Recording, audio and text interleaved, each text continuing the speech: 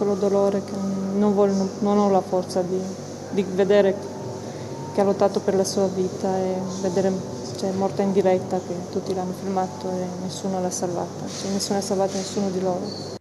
È morta in diretta e nessuno l'ha salvata. Sono queste le parole forti della mamma di Patrizia, la ragazza di 20 anni che ha perso la vita venerdì 31 maggio, travolta insieme a Bianca e Christian dalla piena del Natisone, arrivata all'improvviso.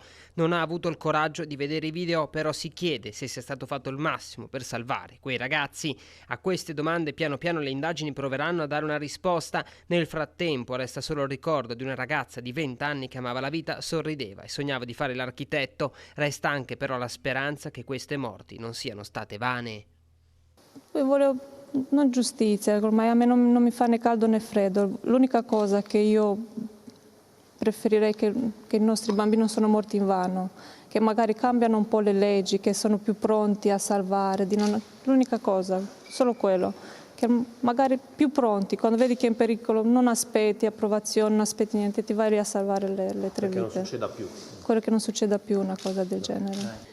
Dei soccorsi cosa posso dire? Secondo me si poteva salvare? Secondo me sì, ma lei si poteva salvare anche da sola, perché mia figlia l'ho portata anche a imparare a nuotare, perché ho detto sempre se vi trovate in una piscina, al mare, devi sempre sapere tirarti a galla. Sapeva nuotare? Lei sapeva nuotare, ma la figlia ha aspettato Bianca che non sapeva nuotare. Sì, che non sapeva nuotare la sua amica, allora lei aveva un cuore grande per tutti, allora lei non poteva.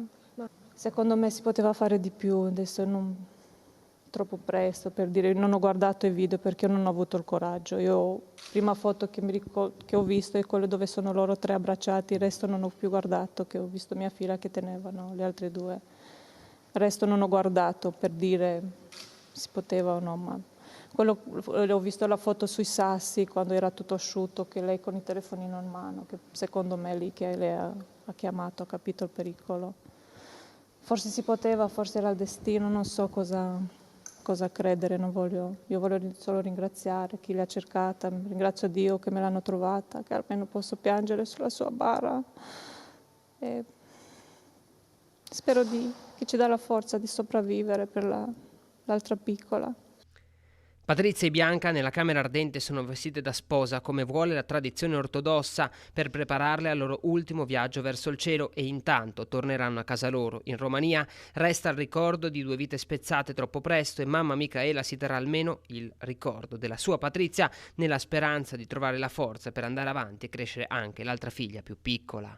Bravissima figlia. Siamo stati orgogliosi di lei era la nostra gioia, il nostro tutto. Lei andava a lavorare, andava a studiare, andava a divertirsi, sapeva dire mamma ti amo. Ogni giorno che mi mandava i messaggi su WhatsApp, mamma ti amo, ti voglio bene, mamma. Cosa posso dire? Ho perso la mia figlia e non me la porterà nessuno, perciò io me lo ricorderò così come era la mia Patrizia. Com'era Patrizia? Una gioia e un angelo.